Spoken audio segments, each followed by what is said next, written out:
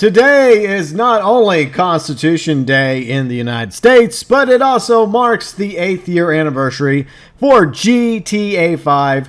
It arrived on Xbox 360 and PS3 back on September 17th, 2013. And I want to know your thoughts, your views, your opinions regarding GTA 5 when it first came out, as well as the current state of Grand Theft Auto 5 as we prepare for the Milked Edition, enhanced, expanded, coming March 22nd of this upcoming year, 2022, unless it gets delayed further down the road. Feel free and let me know your thoughts about GTA 5 8 years later below in the comment section.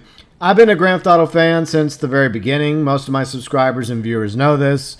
I used to play back in my teens on the original PlayStation with my friends. We'd take turns swapping the controller around, carrying out destruction and mayhem in GTA. Then I ended up playing GTA 2 on my PC at the time. And of course, the 3D history. Absolutely loved playing Grand Theft Auto 3, which has its 20-year anniversary coming up in October, by the way. Vice City was amazing, as well as San Andreas. I loved playing Liberty City Stories back on my PSP. And I was blown away by GTA 4.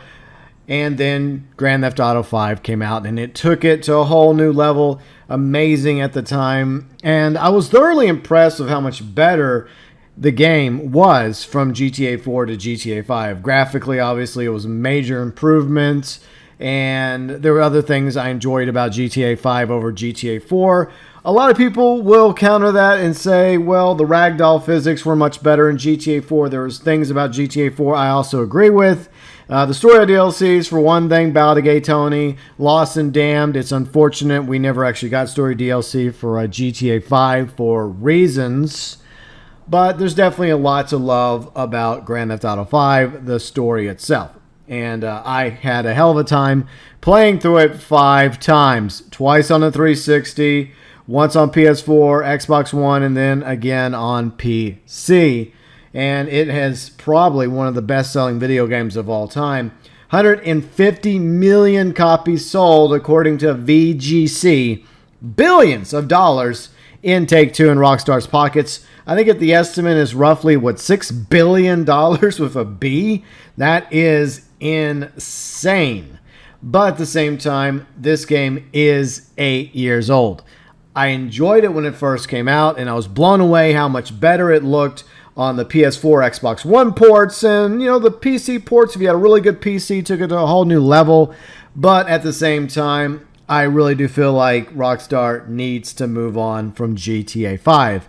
But GTA 5's success is threefold. One thing is the single-player experience, because that's what a lot of us original GTA 5 fans were shown, when it came out on the 17th of September 2013 for 360 and PlayStation 3. About a few weeks prior to GTA Online officially launching in October 2013. So a lot of us spent the first 2-3 weeks enjoying and soaking in the main story of GTA 5. Story-wise, not as good as previous GTAs. I would say that Vice City, San Andreas, GTA 4 have great stories, much better than GTA 5.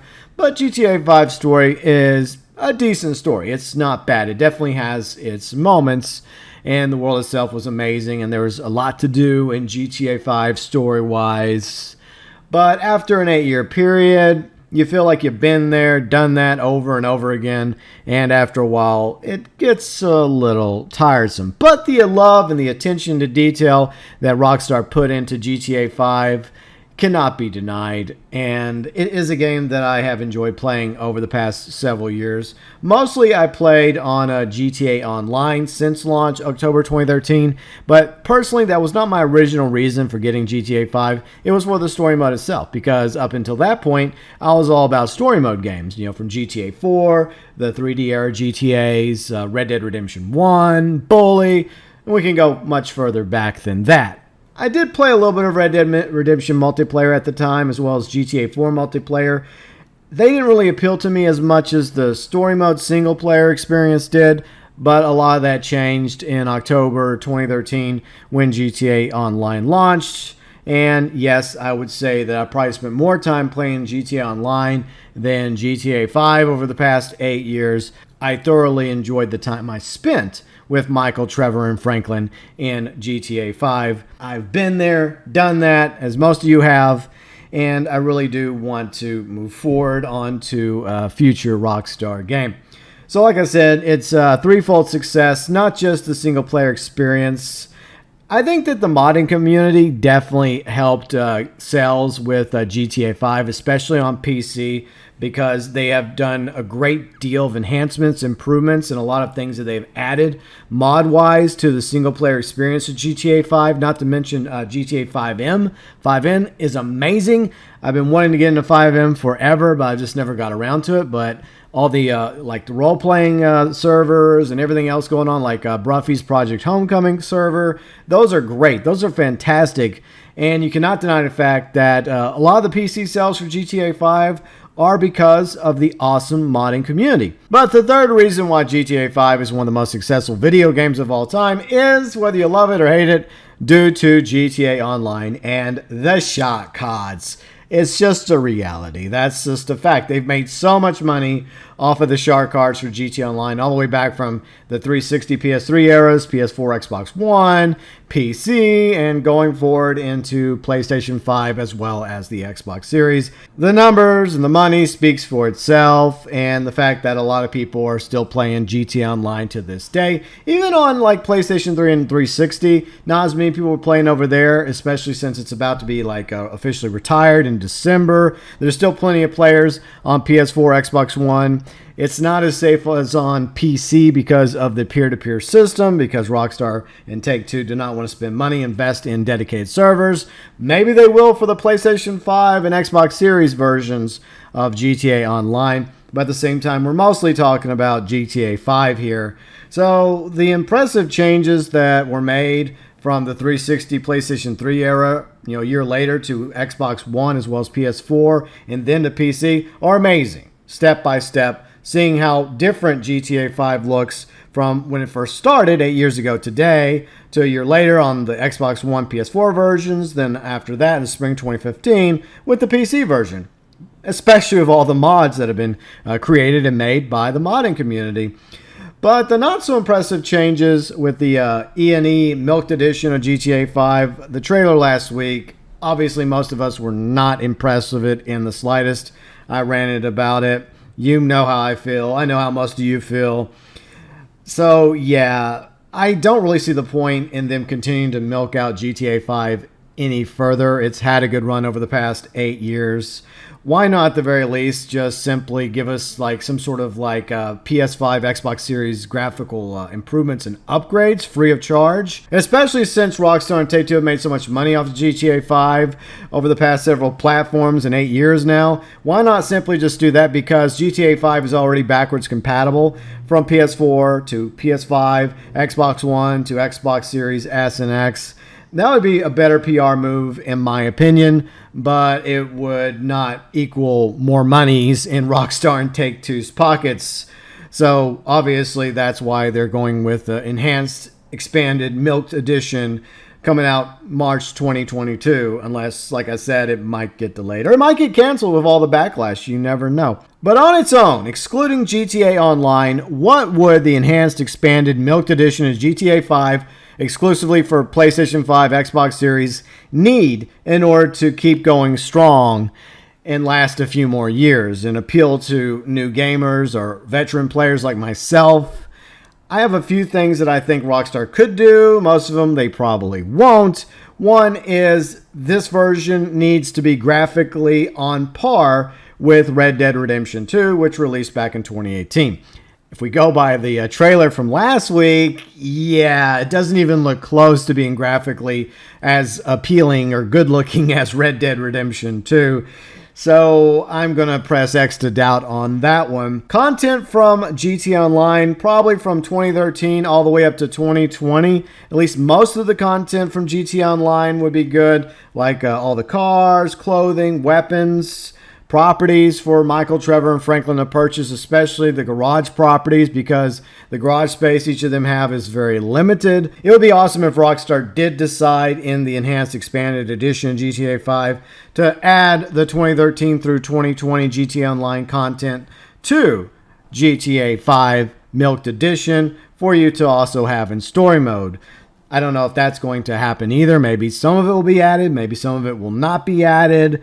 But a lot of that content added in itself would give players a reason to keep playing GTA 5 in story mode, especially with all the money you end up making by the time you're done with the finale. You end up having hundreds of millions of dollars, especially if you play the stock market right.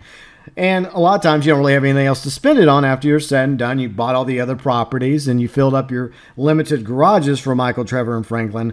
I think that's one route you could go. Story mode DLC, which unfortunately was scrapped a long time ago because initially Rockstar was going to have story DLC for Michael, Trevor, and Franklin for GTA 5, along with updates for GTA Online.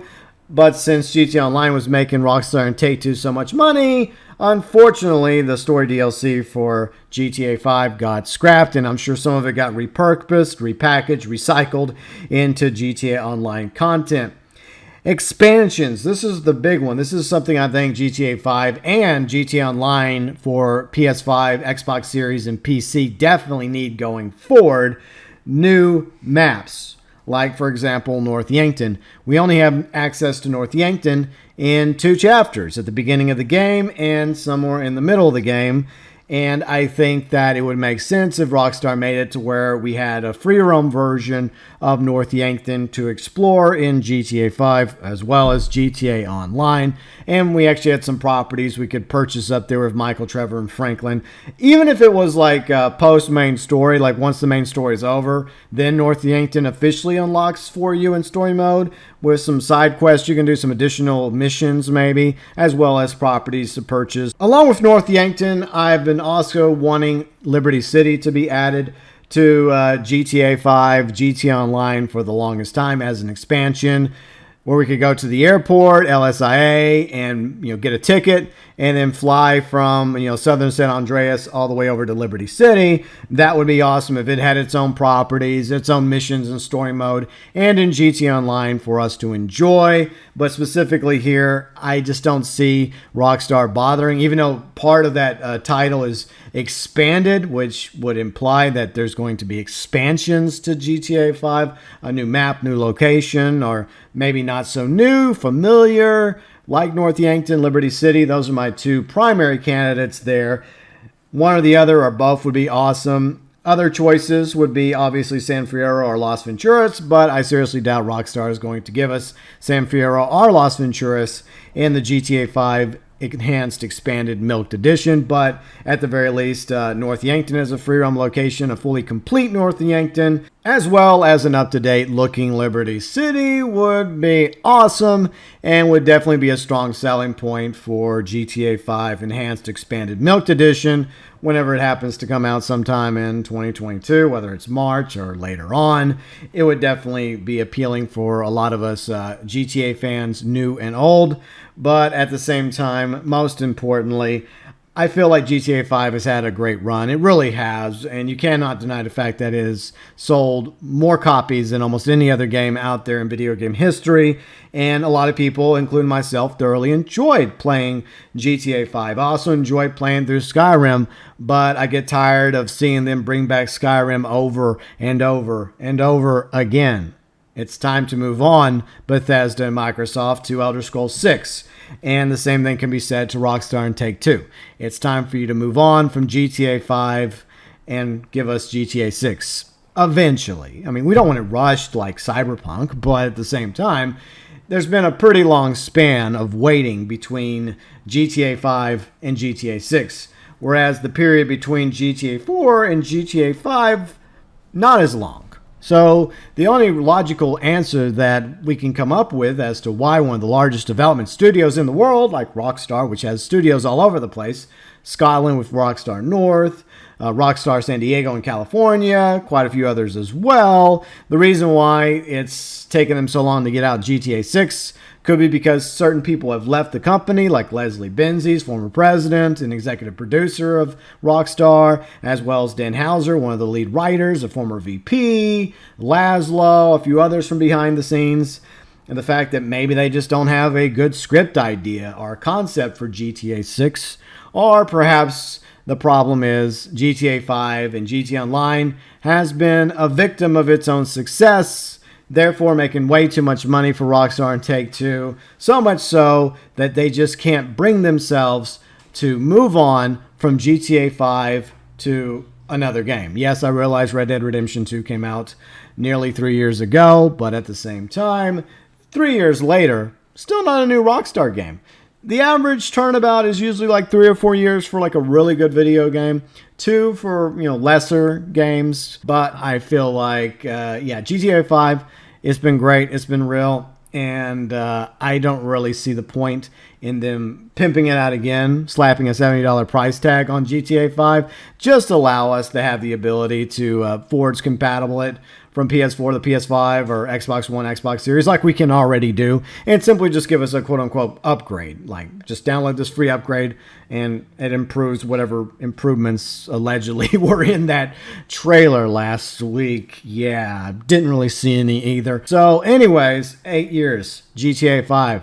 It's been fun. It's been real. But 8 years, I feel like maybe it's time for Rockstar to retire GTA 5. I do see GTA Online going on. In fact, standalone versions of GTA Online will be officially out as well in March on PlayStation. I think the first 3 months on PlayStation 5 are free, so 3 months chance to get it for free. Nice. Hopefully there'll be a nice sale for GTA 5 standalone for Xbox Series. That would be awesome as well. But when it comes to GTA 5, great game. Love playing it. But just like with this video, it's time to move on, Rockstar and Take-Two. Whether it's to GTA 6, Bully 2, or completely different IP. Just move the fuck on already, Rockstar. Anyways, your thoughts, your views, your opinions regarding GTA 5 8 years later. How much longer will it last? As always, welcome below in the comments section.